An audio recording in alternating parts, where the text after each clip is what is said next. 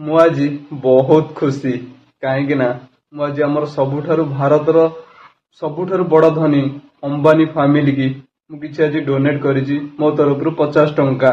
କାହିଁକି ନା ମୁଁ ବାହାଘର ଯାଇପାରିନଥିଲି, ସେଥିପାଇଁ ମୁଁ ଆଜି ରିଚାର୍ଜ ଦ୍ୱାରା ଡୋନେଟ କରିପାରିଛି। ବହୁତ ବହୁତ ଧନ୍ୟବାଦ ଅମ୍ବାନୀ ଫ୍ୟାମିଲି କି, ଯାହାକି ଏ ସୁବିଧା ବି ଆମ ଜନତା ପାଇଁ ରଖିଥିବାରୁ ବହୁତ ବହୁତ ଧନ୍ୟବାଦ। ଗୋଟେ କଥା, ଯଦି ଜଣେ ଭାରତର ସବୁଠାରୁ ବଡ ଧନୀ କୁହାଯାଉଛି, ସିଏ କେବେ ଏମିତି ଭିକାରୀ ବାଗିଆ ହେବେ ନାହିଁ। ତମ ପୁଅ ବାହାଘରରେ ଏତେ କୋଟି ଟଙ୍କା ଖର୍ଚ୍ଚ ହେଇଗଲା, କିଛି ତା ଦେହରେ କିଛି ଫରକ ପଇଲାନି। ରିଚାର୍ଜରେ 50-60 ଟଙ୍କା ବଢେଇବାର କାରଣ, ଆଜିକା ଡେଟରେ କୌଣସି ବି ଏମିତି ଜିନିଷ ନାହିଁ ଯାହା ଉପରେ ଡାଇରେକ୍ଟ 60 ଟଙ୍କା ବଢିଛି କିନ୍ତୁ ତମର ବଢି ପାରିଲା। କିନ୍ତୁ ଆମ ପ୍ରଧାନମନ୍ତ୍ରୀ ବି ଏଥିରେ ଚୁପ୍ ଅଛନ୍ତି।